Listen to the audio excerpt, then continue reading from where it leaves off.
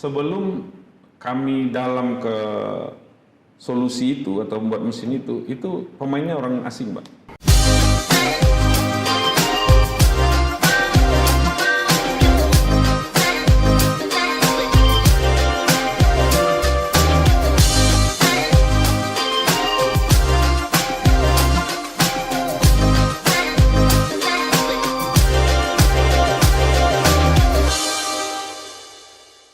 Saudara, Batam sejak 50 tahun yang lalu, sejak awal dikembangkan, sudah disiapkan menjadi sebuah kota industri.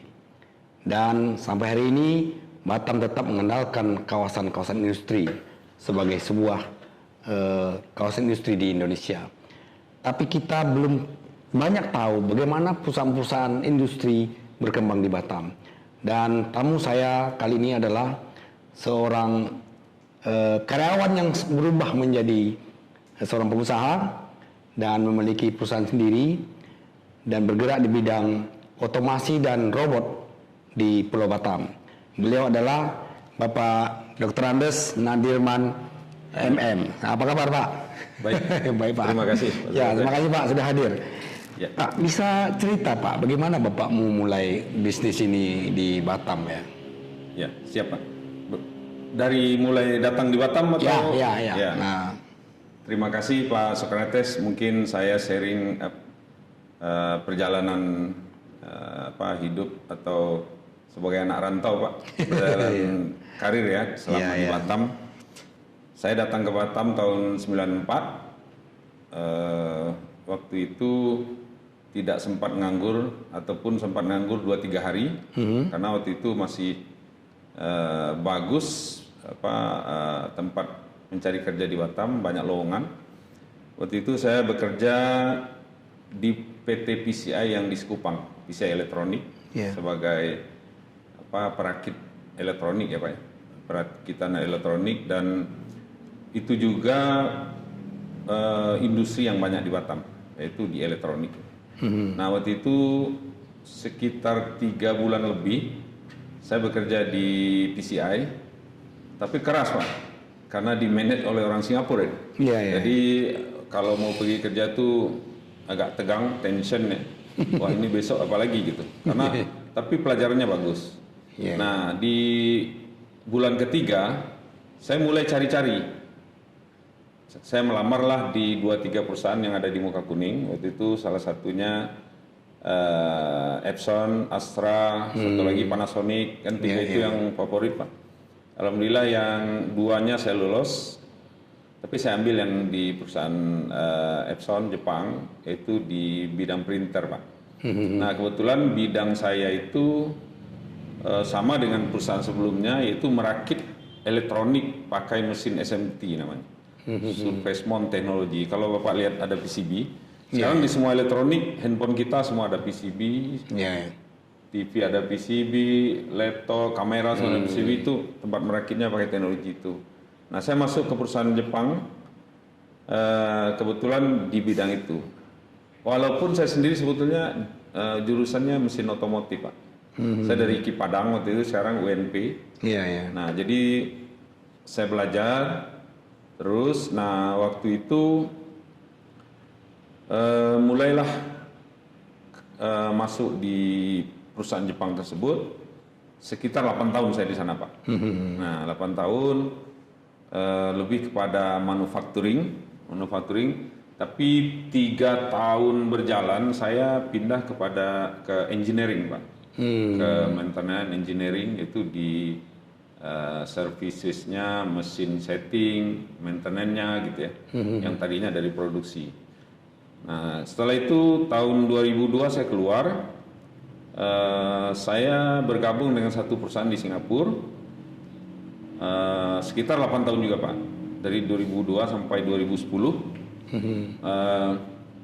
Waktu itu di tahun kedua sudah buka, atau sekitar 2003 sudah buka perusahaannya di sini.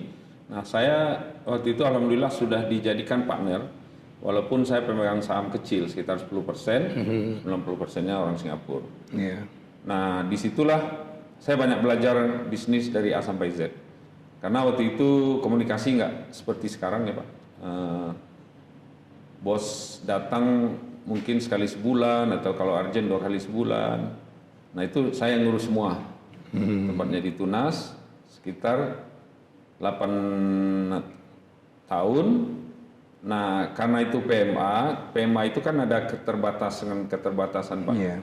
Misalnya PMA kalau registernya buat kacamata, dia nggak bisa jualan kursi gitu. Nah saya waktu itu melihat ada beberapa peluang ya pengembangan bisnis. Akhirnya saya keluar coba sendiri Pak. Mulai dari 2010 akhir register, mulai beroperasi itu 2011 awal. Ya. Pak, bagaimana caranya merubah mindset dari seorang karyawan itu dari seorang pengusaha ya? Ya itu, oke Pak, saya cerita sedikit. Betul, itu berbalik 180 derajat Pak. Saya contohkan, waktu kita jadi karyawan, misal Pak, kita butuh barang, order barang ya, katakanlah order spare part, order mesin, itu kan kita yang berhubungan dengan vendor, atau vendor-vendor itu yang cari kita. Ya. Dia tahu, oh itu Nadirman di perusahaan itu, dia cari kita Pak, jualan. Bukan orang kita aja, orang Singapura misalnya, orang Malaysia. Nah waktu itu kita kan yang hadapi orang itu Pak ya. Kadang-kadang ada jenuhnya Pak, kok orang ini nyari kita terus itu. Ternyata bisnis itu seperti itu kan Pak, dia agresif kan gitu Pak. Nah saat saya keluar dari manufaktur ke urusan bisnis tadi Pak, jadi saya jadi sales marketing untuk daerah Indonesia, untuk wilayah Indonesia, untuk mesin tadi yang bidang saya itu SMT itu. Nah waktu itu kebalik. Nah sekarang saya lagi yang jadi vendor Pak. Jadi saya yang datang-datang ke perusahaan-perusahaan yang pakai mesin itu, saya menawarkan spare part, periferalnya, aksesorisnya gitu ya. Nah, saya merasakan kebalikannya gitu Pak. Ya. Ya, Berarti setelah Bapak membangun perusahaan sendiri yang memberi namanya PT. Belum itu Pak. Ini masih dengan join dengan Singapura. Tapi nanti berhubungan dengan saya sendiri karena sebagian besar bidangnya sama setelah itu. Jadi yang membuat saya berpindah itu saya bosan di dalam pabrik Pak. Saya ingin coba hal yang baru. Jadi saya waktu itu bilang salah satu vendor di Singapura yang dia membuat spare part itu manufaktur sendiri Pak, bukan trading dia. Jadi saya awalnya bercanda, boleh nggak saya gabung perusahaan kamu? Karena di sini divisi saya ditutup, saya nggak akan sambung di sini, saya akan keluar, gitu Pak. Nah boleh katanya, tapi kamu nanti pegang Indonesia. Nah, waktu itu mesinnya kan banyaknya di Batam sama daerah Jabodetabek Pak. Jabodetabek itu Tangerang, Cibitung, Cikarang, Karawang gitu. Nah itu, jadi saya belajarlah jadi sales marketing gitu Pak. Artinya Pak Nadirman sudah mempelajari banyak hal ya, mulai dari produksinya, kemudian maintenance-nya, engineering-nya, sampai kemudian sales marketing, akhirnya berani bikin usaha sendiri. Nah, jadi situ 8 tahun. Setelah 8 tahun, saya rasa agak sulit berkembang Pak, karena PMA tadi ada batas-batasan, saya buka sendiri. Nah setelah buka sendiri, saya mulailah dengan bidang tadi sebagian, jadi customer yang ada, kita datang, karena sudah kawan kan Pak, kita ngomong sekarang kita sudah sendiri, boleh support lah, tolong support, order lah, bagi-bagi gitu kan. Nah, terus saya mulai dengan setelah itu berapa bulan, 2-3 karyawan. Terus ada juga bidang fabrikasi Pak. Fabrikasi itu kita ngambil gambar dari customer, buat machining, pakai CNC, pakai konvensional. Awalnya saya pakai lempar ke kawan, tahun kedua saya sudah punya mesin Pak. Saya sudah invest mesin. Habis itu, saya di situ yang udah mulai sendiri itu Pak. Iya. Kenapa Bapak milih lebih kepada otomasi dan robotik itu di belakangan. Awalnya gini Pak, saya di perusahaan lama, perusahaan Jepang itu saya tahun 97, saya di training basic mechanical sama electrical. Terus setelah saya pulang, saya memegang workshop. Dan terus saya jadi trainer Pak, di cabangnya di Johor dan Singapura. Nah bidangnya mechanical Pak. Nah kebetulan, kadarullah, saya masuk perusahaan Singapura, itu bidangnya sama Pak, itu machining, jadi precision machining, pakai CNC, pakai mesin konvensional ya, pakai wire cut gitu. Nah, saya menjalankan usaha awal itu dengan itu, bidang itu dulu. Nah, otomasi dan robotik itu sudah 5-6 tahun belakangan Pak. Jadi atau saya sekitar 4-5 tahun jalan, 5 tahun jalan di pabrikasi saja, artinya buat spare part saja. Atau jig lah yang simpel-simpel mesin atau terus baru saya mulai ke otomasi industri, membuat mesin itu gitu. Karena trennya setelah itu kan pekerjaan yang berulang itu digantikan dengan mesin dan robot gitu Pak. Iya. Pak Nadirman, apa saja mesin-mesin yang pernah Bapak produksi ya untuk yang sudah Bapak pasarkan ini? Ya, jadi di Batam itu kan unik Pak ya. Unik itu setiap perusahaan itu dia punya produk khusus masing-masing.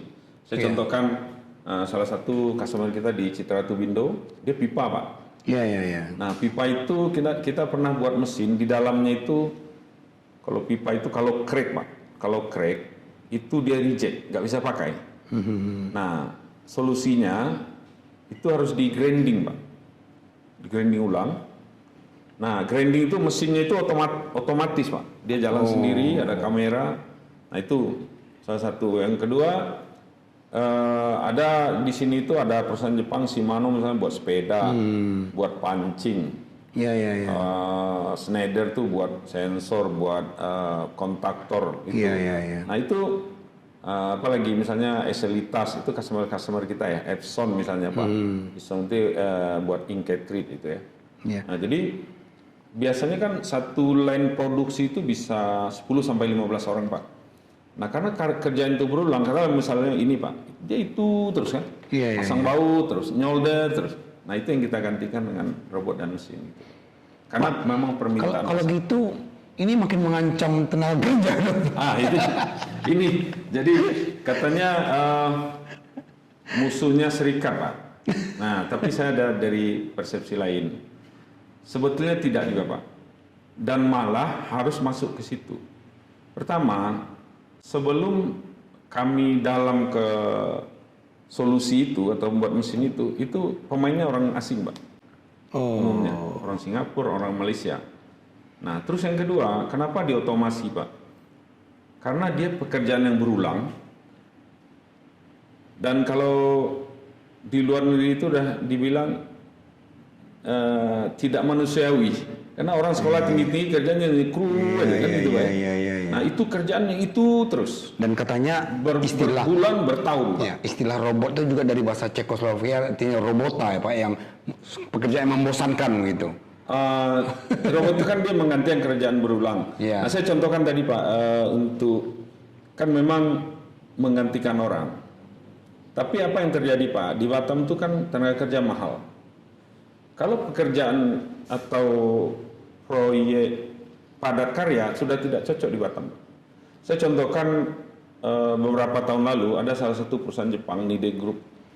Dia tutup, pindah ke Vietnam, itu sekitar 10.000 orang langsung tidak ada kerja Pak. Nah kalau 10.000 orang tidak bekerja, ada vendornya. Yang lain mungkin efeknya itu mungkin 50.000 orang yang nggak makan lagi dari situ. Ada keluarga, gitu Pak, ada subkon, ada vendor gitu Pak. Nah kenapa? Karena posisi kita di sini itu kan kita reekspor Pak. Kita ibaratnya tukang jahit saja. Jadi orang-orang punya produk itu dia tinggal pilih di mana yang murah. Jadi waktu itu dia pindah ke Vietnam Pak. Karena Vietnam itu katanya sekitar setengah gaji kita. Karena kalau 10.000 berapa dia hemat? Itu satu. Yang kedua, dalam kenyataannya itu malah karyawan kebutuhan itu bertambah Pak. Misalnya ada satu customer kita, dia punya karyawan 2.000. Targetnya mengurangi 500 orang dengan otomasi. Itu Pak. Tapi apa yang terjadi 2-3 tahun setelah itu, karyawannya sekarang sudah 2.700, 2.800 Pak. Kenapa Pak? Otomasinya nggak jalan?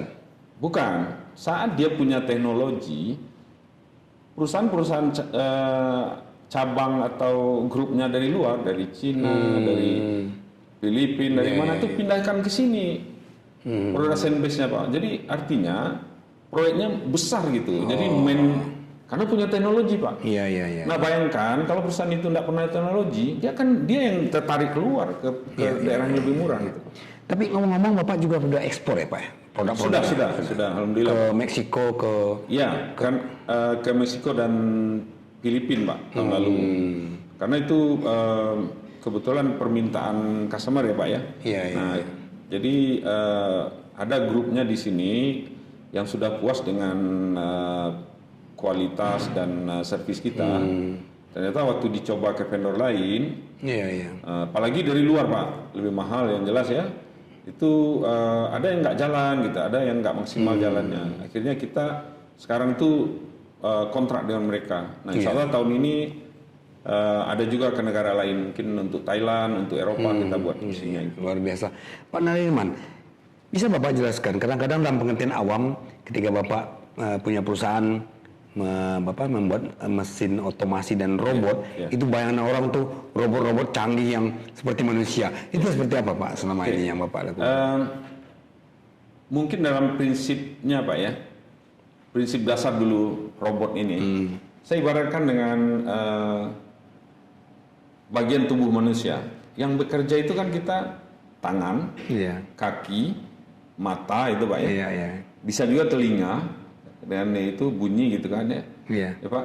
Nah, jadi robot itu sebenarnya menggantikan fungsi tubuh manusia. Dan dia presisi, akurat, jarang atau tidak pernah salah gitu. Saya contohkan. Kalau tangan, biasanya orang nyolder pakai tangan di sini. Masang assembly pakai tangan, Pak. Itu digantikan dengan robot arm namanya, Pak. Iya, iya, iya. Robot lengan. Jadi robot itu mulai dari 3 aksis, 4 aksis sampai 6 aksis. Jadi kerjaan yang berulang, misalnya dia assembly Pak ya, assembly. Dia tadi dari mulai ambil partnya, dia pasang, karena 6 aksis dia sekaligus bisa screw, 6 step kerjaan itu Pak ya. Nah itu robot tangan, robot arm namanya Pak. Itu paling banyak di manufaktur Pak. Terus yang kedua, kaki itu biasa untuk transport Pak. Pemindahan barang misalnya dari produksi atau dari material handling dulu. Material ke produksi itu dulu kan orang dorong-dorong Pak, angkat-angkat. Sekarang dia pakai yang teknologi terbaru itu autonomous mobile robot namanya, IMR. Jadi dia sudah tidak ada magnet, dia pakai sensor lidar saja Pak. Bapak bisa bayangkan di Cina katanya sudah ada taksi yang nggak ada sopir. Nah pakai teknologi itu sampai diproduksi nanti selesai. Kita ada satu robot, ada 2 line sekarang lagi dibuat Pak. Setelah di packing itu setelah di dalam packing karton, dia susun, nanti disusun di palet, nanti di palet dia bawa ke transport berikutnya gitu Pak. Iya Pak. Nah jadi ada istilah lain dari apa namanya? Kesatuan satu proses itu Pak, robotik itu. Sekarang kita sangat populer itu smart manufacturing.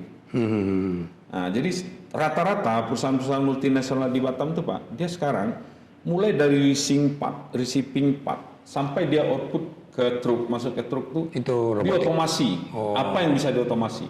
Ada yang mengklaim dia sudah 70% otomasi. Seperti Schneider ya Pak ya, ada yang 80% gitu Pak. Nah itu pergerakan teknologi itu di situ. Dan saya yakin kalau di Batam itu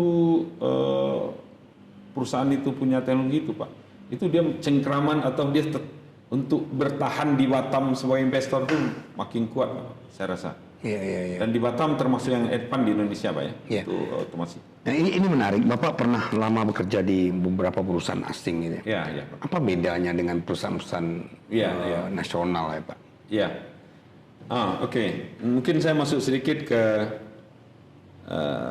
human capital istilahnya, ke HRD kan dulu Pak. Jadi yang bedakan itu mental orang kita itu Pak, soft skill lah. Jadi kalau orang kita biasa di bawah orang asing itu patuh, Pak. Di bawah orang kita itu susah. Nah, itu yang selalu saya ulang-ulang ke anak-anak itu. Misal contoh, satu restoran hotel yang agak high class, biasanya kan manajernya orang asing, Pak. Iya, iya. Kenapa? Karena orang kita bekerja itu kalau ada orang asing, dia lebih manut gitu, Pak. Nah, kalau orang lokal dia silawatnya bawa lalu dia kan, kayak gitu. Kurang disiplin. Mental, sikap mental ya, Pak, ya. Mungkin nanti saya masuk ke sana, skill-skill apa yang kira-kira dibutuhkan di industri kan gitu, Pak. Iya, iya, iya. Terus apa lagi Pak, soal disiplin, soal apa gitu? Kalau saya pilah-pilah Pak ya, sekarang di industri itulah katakanlah Pak ya, skill apa yang dibutuhkan, sangat dibutuhkan. Ini menurut kesimpulan atau cara pandang saya lah Pak. Paling tidak ada 3 Pak. Satu, skill di hard skillnya. Iya, iya. Di hard skill itu Pak, misalnya dia di mesin atau tadi robot, dia harus dalam di robot tuh sebagai integrator. Karena robot tuh dia nggak berdiri sendiri Pak, dia nanti ada dikomunikasi dengan mesin lain, komunikasi dengan conveyor. Kerjasama gitu ya? Ya, apa saja Pak, termasuklah konten kreator, youtuber, dia harus dalam kan Pak, Iya, nggak bisa setengah-setengah lagi. Kalau dibawakan kemana saja gitu ya, dia harus ahli di situ. Harus ahli dalam di situ Pak, ahli di situ. Itu yang pertama skill yang harus sekarang Pak. Apa aja bidangnya? Nah biasanya jadi itu Pak. Yang kedua, nah ini yang banyak ini soft skillnya Pak. Itu skill ya, soft skill termasuk di skill baru Pak. Soft skill itu kalau dia di engineering, dia harus bisa kerjasama, komunikasi yang bagus dengan kawan-kawan. Karena dia nggak mungkin kerja sendiri Pak. Nanti kalau di dalam manufacturing atau di proses membuat mesin tuh dia ada bagian elektrikal, programmer, ada orang desain itu, mekanikal. Dia harus punya komunikasi bagus, kerjasama bagus misalnya. Itu soft skill Pak. Kalau orang sales marketing, dia harus punya skill negosiasi, dia disukai orang. Katakanlah kita mau beli apa, saya cari orang itu gitu kan Pak. Itu soft skillnya. Ini itu penting. Yang pertama itu Pak, satu. Yang kedua itu attitude Pak, ya kan? Nah ini yang juga masalah. Tadi saya hubungkan dengan tadi, apa yang membedakan orang perusahaan asing dengan lokal ya Pak? Attitude orang kita itu sering dipaksa tuh Pak. Kalau dengan orang asing itu harus patuh kan Pak? Karena ada disiplin. Kalau melanggar disiplin nanti ada sanksi gitu ya. Nah dengan orang kita kadang-kadang kalau orang perusahaan orang kita gitu ya, tapi ada juga perusahaan orang yang kita yang ketat gitu Pak, kayak Sanusa itu kan bagus Pak. Ngomong-ngomong soal Sanusa, tidak banyak Pak Nadirman orang yang pernah jadi karyawan kemudian jadi bos seperti Bapak dan Pak Abidin gitu. Itu memang tidak banyak Pak ya, yang dulunya jadi karyawan kemudian dia bermetamorfosis jadi banyak Pak. Cukup banyak ya Pak. Banyak kawan-kawan saya. Tapi kalau Pak Abidin kan udah terlalu besar itu ya. Iya. Kalau kita kan sekarang support di teknologi yang membuat mesin dan otomasi robotik untuk perusahaan-perusahaan manufaktur Pak. Kalau ngomong-ngomong, kalau yang misalnya Bapak ekspor itu customize Pak ya? Artinya dia pesanan? Umumnya customize. Umumnya customize. Nah, umumnya customize karena setiap industri itu beda-beda produk. Iya. Saya contohkan tadi ada pancing lah, sepeda lah, kalau kan ada inketrit, ada sensor, ada semikonduktor gitu Pak. Itu beda-beda Pak. Style mesin pun beda-beda. Nah itu jarang ada di luar. Tapi kalau dia common gitu Pak ya, sama misalnya penggiling beras mesin itu gampang cari di luar lebih murah gitu Pak. Nah itu ke bedanya. Pak Nadirman, saya tertarik ini background Bapak sebagai orang latar belakang pendidikan gitu. Bagaimana Bapak menilai pendidikan di Batam ya, yang akan mensupport dunia industri yang sudah berkembang sedemikian rupa. Sementara anak Batam ini lebih senang kuliahnya keluar dari Pulau Batam ini. Gimana menurut Bapak? Oke Pak, nah kalau di bidang saya, di bidang kalau di industri itu, kalau di kampus itu lebih kepada mekatronika nih Pak. Itu diistilahkan ya, atau kalau di industri itu otomasi tadi Pak ya, otomatisasi. Nah, kalau saya lihat memang itu ada gap sekarang antara teknologi industri dengan kampus, Pak. Jadi, nah kebetulan dengan itu 3 tahun terakhir saya masuk juga ke situ. Karena tadi mesin-mesin saya buat itu kan custom, Pak. Sesuai kebutuhan customer, sesuai produknya customer. Nah, sekarang saya mikir bagaimana di kampus. Karena kadang-kadang kita butuh karyawan, nggak ada yang siap kerja, Pak. Yang siap terjun ya. Kalau training lama, berbulan gitu, Pak. Iya, iya. Nah, ternyata di kampus itu ada bidangnya, tapi dia jarang praktek, Pak. Oh. Jadi syarat orang skill tuh dia kan harus hands on, dia coba, dia bongkar pasang, program ulang gitu ya. Iya, iya. Nah ternyata itu, nah waktu itu saya punya ide, saya buatlah produk untuk pendidikan, Pak, yang selevel dengan barang-barang impor. Tadinya kenapa nggak banyak? Karena itu barangnya merek Jerman, Pak, merek Jepang gitu ya. Nah tentu sangat mahal gitu, Pak. Padahal part-part yang kita pakai di industri itu, Pak, juga part merek Eropa atau Jepang atau negara lain itu ya, yang sudah ada nama itu, tidak semahal itu gitu. Iya, iya. Nah, jadi dalam rangka itu saya juga masuk ke dunia pendidikan untuk bagaimana mengupgrade skill lulusan khususnya di teknik ya, Pak ya. Dia bisa mendekati skill yang dibutuhkan industri gitu, Pak. Keren Bapak juga jadi dosen sekarang ya? Dosen praktisi, Pak. Dosen praktisi Iya, itu iya, iya. kadang-kadang satu semester 2 kali. Iya, ya, semester tamu. untuk mengkonekkan antara industri dengan pendidikan. Saya punya produk untuk pendidikan sekarang, Pak. Tahun lalu itu ada berapa universitas yang kita masukkan. Karena dengan Apa itu Pak produknya? Mekatronika. Mekatronika itu tadinya kan dari impor, Pak. Iya, iya. Jadi saya punya produk itu, lain kali Pak Sokrates bisa mampir lah. Iya, iya. Satu sistem atau mesin tadi, Pak, robotik itu dia terdiri dari beberapa bidang. Misalnya ada mekanikal, elektrikal, ada komunikasinya atau skadanya, terus ada pneumatik, ada hidrolik di situ, ada PLC gitu, Pak. Jadi kita buatlah modul-modul pembelajaran mulai dari basic, intermediate, dan advance gitu, Pak. Nah di advance ini kita jamin kalau dia misalnya satu semester belajar mungkin orangnya 3-4 orang lah di satu mesin, Pak. Karena sekarang yang ada kan satu lokal 30 orang, alatnya satu, Pak. Kapan dia hands-on kan? Nah kalau 3-4 orang dia bongkar pasang satu semester, kita yakin dia siap kerja itu, Pak. Gitu. Karena alat-alat di kampus atau di sekolah itu, Pak, itu miniatur dari mesin yang ada di industri itu. Iya, iya, iya. Nah itu. Itu untuk perguruan tinggi ya Pak ya? Bagaimana? Mulai dari SMK, Politeknik, perguruan tinggi. sudah mulai SMK juga ya Pak? Ya, SMK. Tapi yang menarik Pak Nariman, tahun lalu informasi dari Dinas Pendidikan itu keinginan anak-anak kita, Batam terutama, itu ke vokasi ini naik 35% Pak. Oh iya, jadi betul. lebih banyak yang memilih ke SMK sekarang. Ini apa artinya ke depan untuk industri Pak? Ya, saya ini Pak, saya sering bergabung atau diundang orang-orang kampus dan sekolah, Pak ya. Saya SMK ini saya lihat masih nanggung. Artinya untuk pekerjaan-pekerjaan dasar dia bisa, tapi kalau untuk solusi programmer,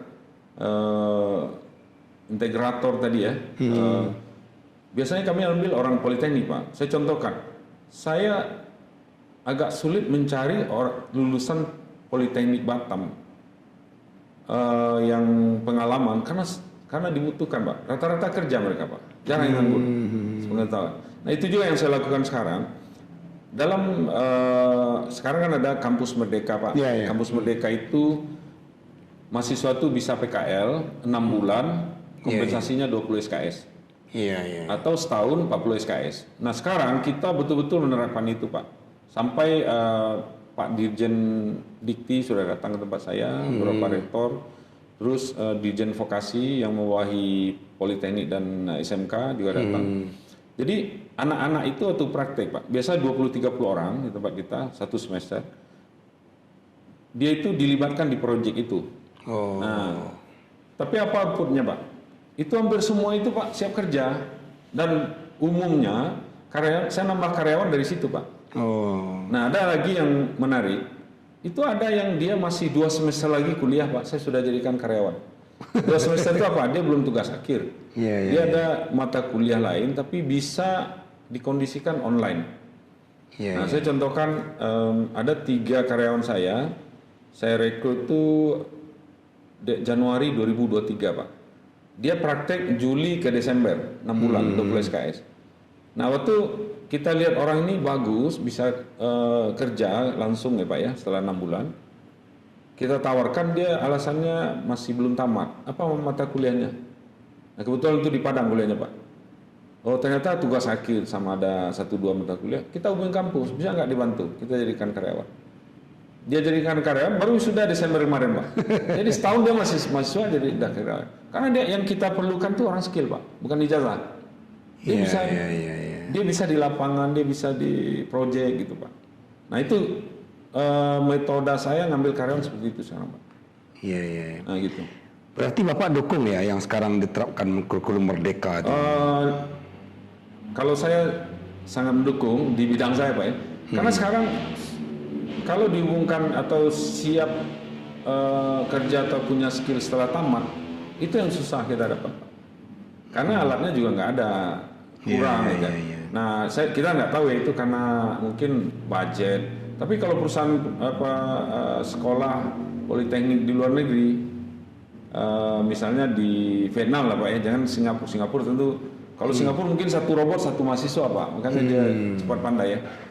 Nah itu kejarannya ke situ Pak. Tapi anak-anak yang bekerja tempat saya itu alhamdulillah mereka lebih baik. Contoh lagi tahun lalu ada juga 4 orang dari politeknik gabung Pak ya. Nah waktu kita mau rekrut, dia nggak mau. Ternyata dia lolos 2 di Amerika, 2 di Eropa. Karena yang dia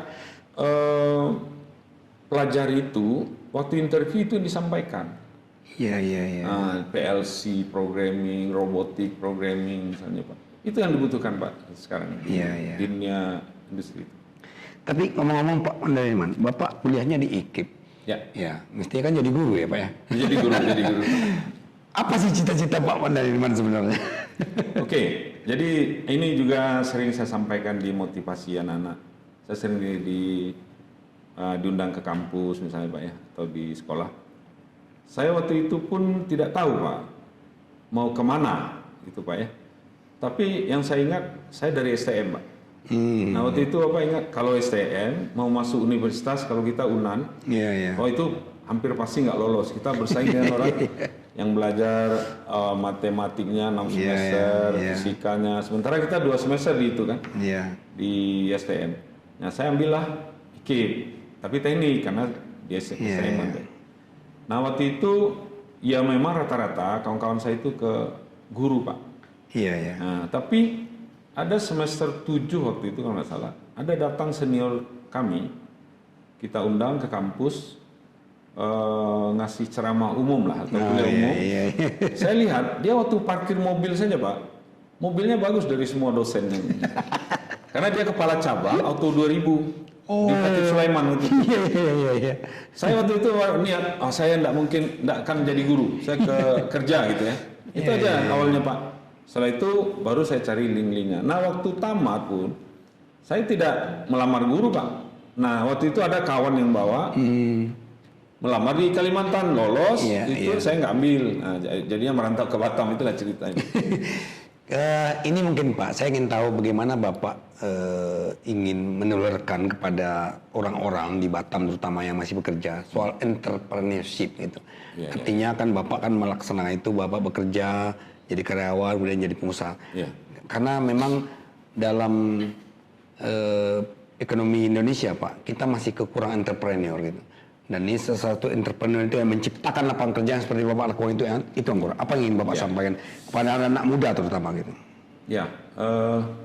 Sebenarnya ini Pak, ada yang berpandang semua bisa jadi pengusaha gitu Pak. Saya kurang setuju juga, karena itu ada jalannya, ada talentanya itu Pak. Memang tadi Pak Soretes bilang di kita kurang entrepreneur. Betul, kita di bawah 1% kalau salah. Iya. Kalau di Singapura itu 18-20% entrepreneurnya. Nah, itu memang jadi pengusaha itu kalau saya lihat nggak ada yang instan, Pak.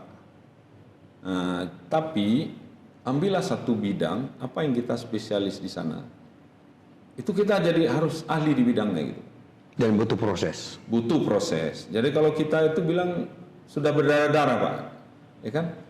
Bertahun, berbelasan tahun, puluhan tahun itu kan di sana bidang kita, Pak. Nah, kan sekarang anak-anak muda ya itu yang saya sering lah. Ada ponaan lah, ada saudara itu yang kita. Asal tabah, kerja keras itu, Pak ya. Itu bisa. Jadi kalau dalam usaha itu kan gini, Pak, tahap-tahapnya. Pertama jalan dulu. Kalau ada ide jalan dulu, jangan takut. Tapi pastikan untung. Mau apa? Mau dagang, mau kedai kopi, mau apa? Karena tapi pastikan kalau bisa bidang kita di situ. Nah, jadi kita kan tahu nanti kalau untung kan kita tahu best practice-nya, Pak. Setelah best practice-nya kita buat satu standarisasi. Ya kan? Oh, ini standarisasi itu untuk apa, Pak? Mungkin kalau perlu tambah modal nanti kita cari partner atau pemodal dari bank. Atau lagi nanti standarisasi itu untuk mencari customer baru yang lebih itu kan, Pak. Nah, mungkin itu. Jadi memang harus coba itu, Pak ya. Dan butuh proses. Belajar terus, keep learning gitu, Pak ya. Itu. Oke Pak Nadirman, terima kasih atas waktunya dan atas motivasinya. Dan saudara, meskipun Pak Nadirman tidak menjadi guru dan memilih menjadi pengusaha, tapi beliau adalah Ketua Umum Ikatan Alumni Universitas Negeri Padang. Ya benar ya Pak ya? Betul, Pak. Artinya dipercaya oleh alumni-alumni yang rata-rata guru menjadi ketuanya. Dan beliau sekarang juga memiliki 4 perusahaan. Salah satunya adalah PT Fortech Energy Batam.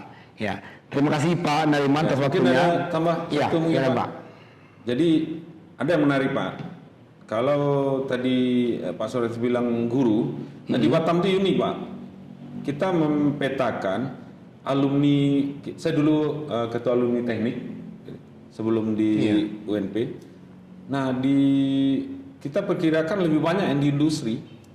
Daripada guru kalau di Batam karena daerah industri tadi. Daerah industri ya. Itu sedikit. Oke, baik, terima kasih banyak Pak Nadirman dan Anda untuk terus mengikuti channel ini jangan lupa like, komen dan subscribe. Dan ada satu quote buat Anda yang saya kutip dari seorang filsuf dan sosiolog Jerman. Dia berkata bahwa bahaya masa lalu adalah ketika orang menjadi budak, tapi bahaya masa depan adalah ketika manusia menjadi robot. Terima kasih Pak Nadirman, sampai ketemu lagi. Terima kasih, Pak. Ikuti terus Socrates Talk.